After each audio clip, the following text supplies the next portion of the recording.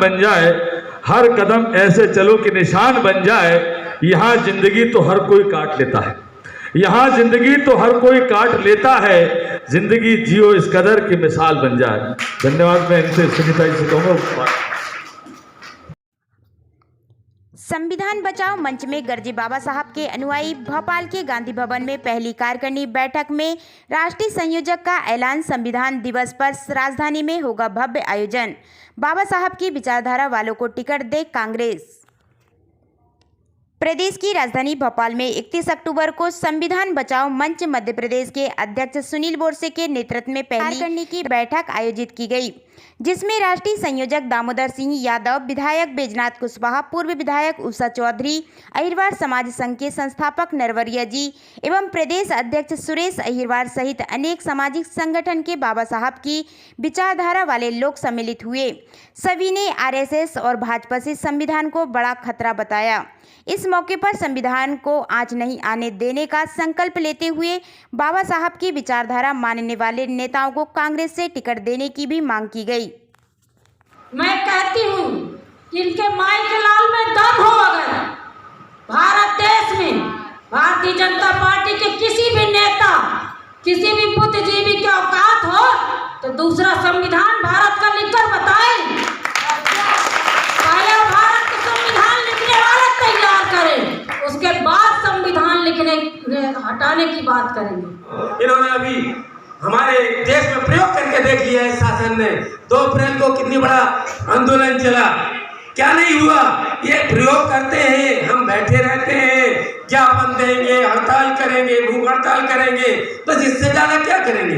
इनका ये प्रयोग चल रहा है। ऐसे प्रयोग इस संविधान को बदलने का लागू कर देंगे, हम आप बैठते ही बैठे देखते रह जाएंगे।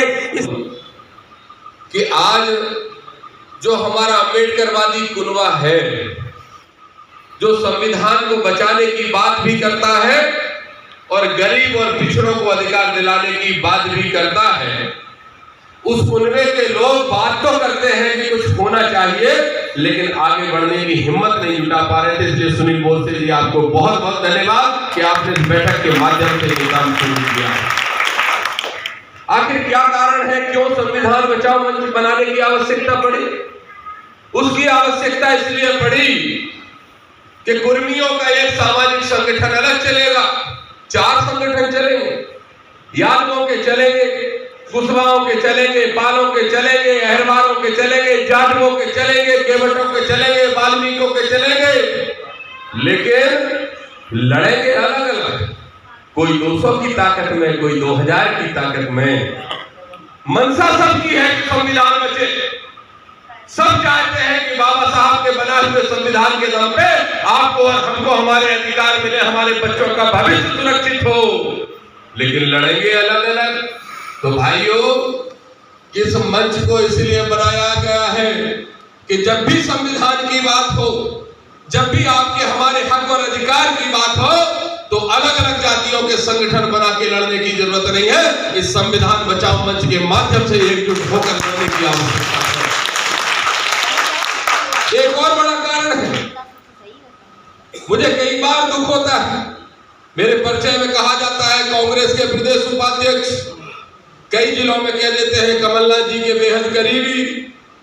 मैं कई बार सोचता हूं, क्या मेरी ये पहचान काफी है मेरे संघर्ष के लिए या मेरे प्रयासों के लिए? ना मेरी ये पहचान काफी है, ना सुनील बोरसे की ये पहचान काफी है कि वो प्रदेश के महासचिव हैं कांग्रेस के। ना लाला दीपचंद यादव की ये पहचान काफी है, ना बैजनाथ जी की, ना पटेल साहब की, ना उषा जी की। अरे हमारी अगर असली पहचान हो, हम तब अपने आप को प्रसन्न महसूस करेंगे कि हमारी पहचान ये बने कि जब संविधान को खत्म करने का प्रयास हो रहा था तो इन लोगों ने अपने प्राण की आहुति दी थी, लेकिन संविधान को खत्म नहीं कर दिया। लेकिन हो ही रहा है। मुझे याद है मेरी राजनीति की शुरुआत पटेल साहब बीजेपी से हुई। मेरे ताऊ जी भाजपा के बड़े नेता थे, तो मैंने भी भाजपा ज्वाइन कर ली। और जब हम जिस घर में रहते हैं, चाहे किराएदार के रूप में ही रहने जाएं, तो उस घर के मालिक की असली सोच क्या है ये हमें पता चल जाती है। जब मैं भारतीय जनता पार्टी के अंदर काम कर रहा था तो मैंने देखा कि उस पार्टी की एक ही सोच थी और वो सोच ये थी कि 2% लोगों का 98% लोगों पे राज्य कैसे करा के रखा जाए, ये उनकी सोच थी। मिले मुझे बहुत सारे मौके राजनीति में आने के, सत्ता को पाने के, लेकिन दिल गवारा नहीं करता था उषा जी। जब अकेले में बैठ के रात में सोचता हूं तो एक ही बात सोचता हूं कि करोड़ों कमा लो, अरबों कमा लो, खरबों कमा लो, लाल बत्तियां ले लो, मंत्री बन जाओ। अरे मैं तो दावे से कहता हूं कितने भी मंत्री छोड़ो, मुख्यमंत्री छोड़ो, इस देश के लोगों को प्रधानमंत्रियों के तक नाम याद नहीं है, लेकिन बाबा साहब का नाम कोई जिंदगी भर नहीं भूल सकता। कांशीराम साहब का नाम कोई मंच बना है।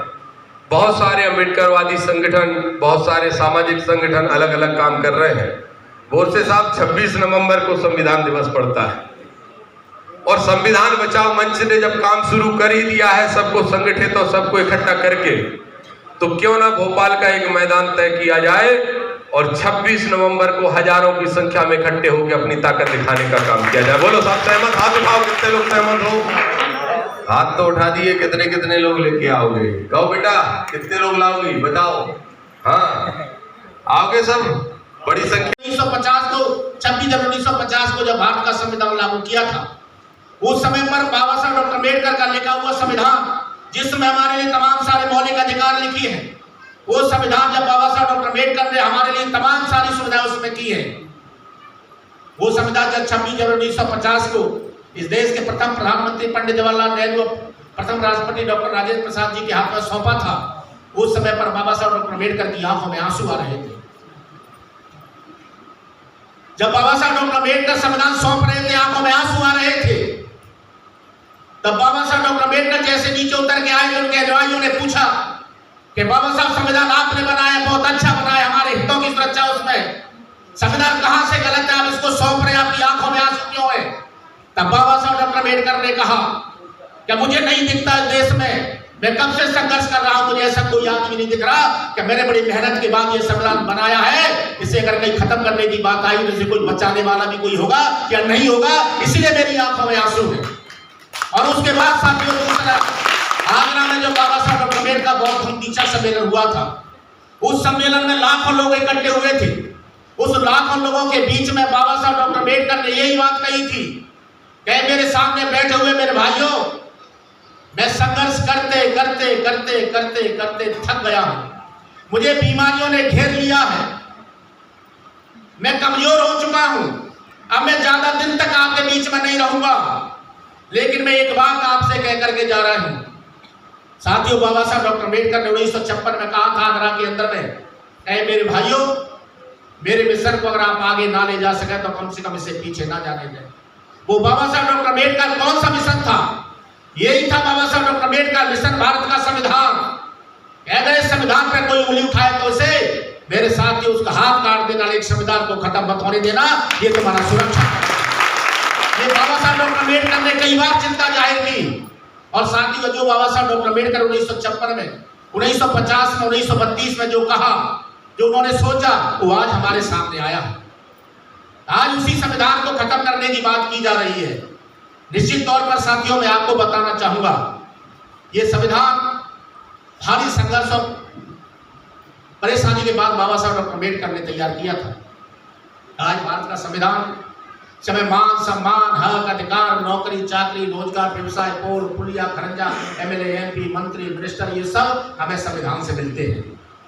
और जिस दिन संविधान खत्म हो जाएगा, ये सब कुछ मिलना बंद हो जाएगा, जैसे आजादी से पहले हमें कुछ नहीं मिलता था। निश्चित तौर पर हमें सबसे ज्यादा चिंता इस बात की हम लोगों को करनी चाहिए। इस संविधान के खत्म होने से बड़ी बिरादरी के लोगों को ज्यादा फर्क नहीं पड़ेगा, फर्क तो उनको भी पड़ेगा, लेकिन सबसे ज्यादा फर्क हम लोगों को पड़ेगा जो इस देश में 85 की संख्या में रहते हैं, जिन्हें इस देश में बहुजन समाज कहा जाता है। सबसे ज्यादा फर्क उनको पड़ेगा, क्योंकि आजादी से पहले उन्होंने खूब मलाई खाई, आजादी के बाद भी वो मलाई खा रहे हैं। लेकिन साथियों, हम लोग आजादी के बाद संविधान से कुछ मिलना शुरू हुआ, उससे पहले से खत्म करने की बात शुरू की जा रही है। इसीलिए यहाँ बैठे हुए तमाम सारे लोगों को, चाहे वो कुशवाहा यादव, रावत धाकर, मुस्लिम आए, थी वकील, नाई सत्ता, दोगी यूजर, तेरी तंगुली उजादी, बड़ई कोली, गटरिया, नटवा, खाकी मल्ला, वाता भाट, वीगर हथिया, काची, केवट, नायक, नारायण नाट, मेहतर साई, शहर, पारसी, पूर्वी, कुर्मी, मानीवा, जाटू का सबसे पंजाब, रंगस्य, बड़ी बैरागी, जगह घटे पठान चमा लोग यही कंजर मिया खान पठान फरोज खान कंजर सपासी चौधरी सोनिया लोकीदास बघेल के साथ अहिर के साथ सी नेता खास तमाम सारे बिरादरी के लोगों की अब दुर्गति होने वाली है। क्या आप एक यूट्यूबर हैं? क्या आप चाहते हैं शासन से गाइडलाइन? क्या आप चाहते हैं वैधानिक तरीके से यूट्यूब चैनल को मिले मान्यता? जी हाँ, तो आज ही जुड़िए। Wave portal channel welfare association अब यूट्यूबर्स के लिए लेकर आया है एक नई सौगात, न्याय, नियम, अधिकार और संरक्षण। आज ही ज्वाइन करें। एक से बढ़कर एक ताज़ी अपडेट के लिए आपके अपने SS News 24 चैनल को लाइक करें, शेयर करें और हाँ, सब्सक्राइब करना ना भूलें।